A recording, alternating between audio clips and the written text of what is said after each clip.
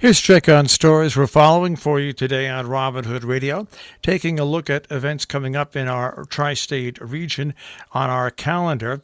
Coming up tonight in Salisbury, there'll be a Board of Selectmen's meeting at 5 p.m.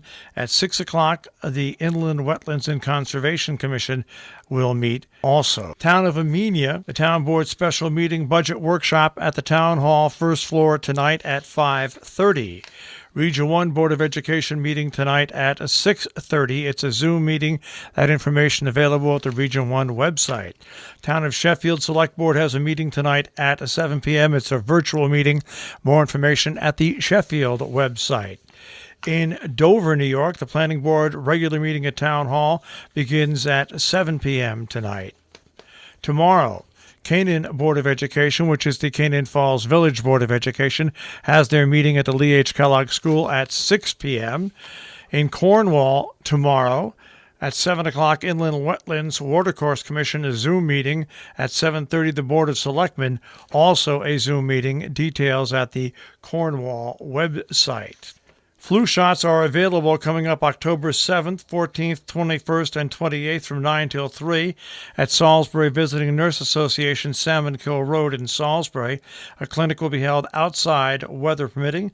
To schedule an appointment, 860-435-0816. The Board of Education at Kent Center School has their regular meeting coming up on Wednesday, October 7th at 5 p.m. In Dover, the Zoning Board has their regular meeting on Wednesday, October 7th at 7 p.m. The next hearing on the Salisbury Housing Project will be coming up on October the 8th. More information is available at the Planning and Zoning website, salisburyct.us. This hearing was continued until 5:30 on the 8th, when it will start again. The Town of Northeast Town Board has a meeting on October 8th, 7 p.m. until 10 p.m. In Sharon, the Sewer and Water Commission has their meeting on Thursday, October 8th at 7 p.m. A local fall craft fair happening October 9th and 10th from 10 to 4, 280 North Elm Street in North Canaan. Support local crafters, makers, and artists, sponsored by the Berkshire Makers Association. Household Hazardous Waste Collection Day is happening for the northwest corner of Connecticut, October 10th from 9 until 2 p.m. at the Torrington Middle School. Participating towns include Cornwall, Norfolk, North Canaan, Salisbury, Sharon, Torrington, Winchester, and others. You get your permit from the Town Hall. The Northeast Millerton Library Holiday Craft Fair, usually held in the annex just before Thanksgiving, will instead be held in open air of the Library Memorial Garden on Saturday, October 10th from 10 until 2. The Sharon Ambulance Pancake Breakfast Takeout is coming up October 11th at the Sharon Firehouse. It's Sunday from 7:30 until 10:30. $7 per takeout includes pancakes, French toast, eggs, potato, sausage, bacon. Pre-orders should be called in at 860-364-7427. Note pickup time on the half hour if possible. Social distancing and masks are required. October 11th, Little Shop of Horrors, a drive-in movie event at the Sharon Playhouse to benefit the Movie House in Millerton, New York. Gates open at 6, introductions at 7, movie begins at 7:15. Frank Oz will be the special guest with an introduction. Tickets are per car. 52 cars can be parked. For more information, sharonplayhouse.org or themoviehouse.net. A story from the Republican American this morning. American Legion Post 44 of Bantam has honored a local Marine Corps veteran who served during the Vietnam War era in its Veteran of the Month on Saturday. The late Brian Richardson, who lived in Lakeville, belonged to the Northwest Detachment of the Marine Corps League, was a supporter of Post 44's Veteran of the Month program, was represented at the service by the All Wars Memorial in Bantam by his widow, Garrett Richardson of Easton, Maryland. Garrett presented a flag to Post 44 in her husband's memory. It'll fly over the All Wars Memorial in memory of Brian until November 7th. Richardson died February 6, 2018, while a patient at the Veterans Affairs Medical Center in New Haven. In West Stockbridge, a man whose vehicle careened off Route 41, crashing through a resident's front yard, is asking that criminal charges against him be dropped because police later mailed him the citation instead of presenting it to him immediately.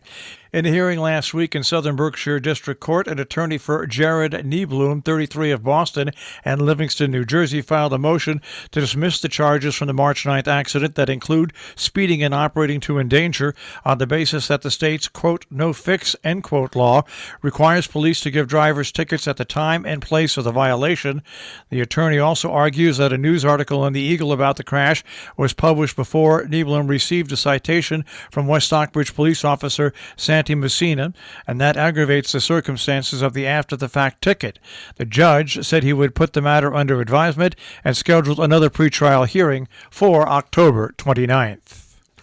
The National Independent Federation of Businesses, a small business organization in Connecticut, has announced its official endorsement of Brian Oler of Canaan for the 64th House District.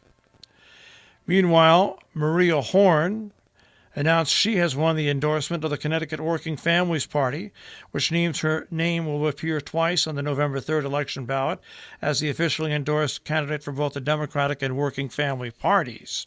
Horn announced that the Connecticut chapter of the Sierra Club, Moms Demand Action, and NARL also endorsed her for re-election.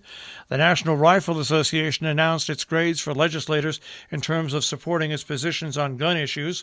Horn received an F from the lobbying group. The NRA describes a legislator with an F as a true enemy of gun owners' rights. Horn reacted to that grade by saying, "I've never been so proud of a flunking grade."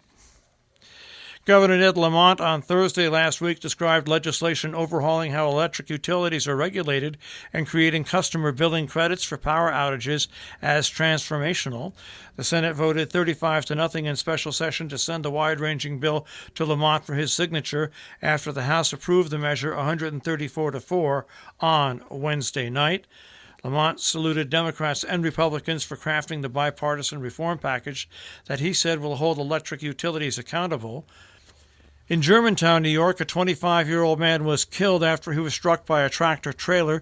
Police did not immediately identify the victim, who was airlifted to the Albany Medical Center. The accident happened at Taconic Biosciences, 273 Hoover Avenue in Germantown, according to the police. Our business brief is underwritten by Morgans at the Interlaken, interlakenin.com, also on Facebook, and Salisbury Bank, salisburybank.com. Dow Jones Industrial Average will open up the week at 27,682.81, the NASDAQ at 11,075.02, and the S&P 500 at 3,348.44.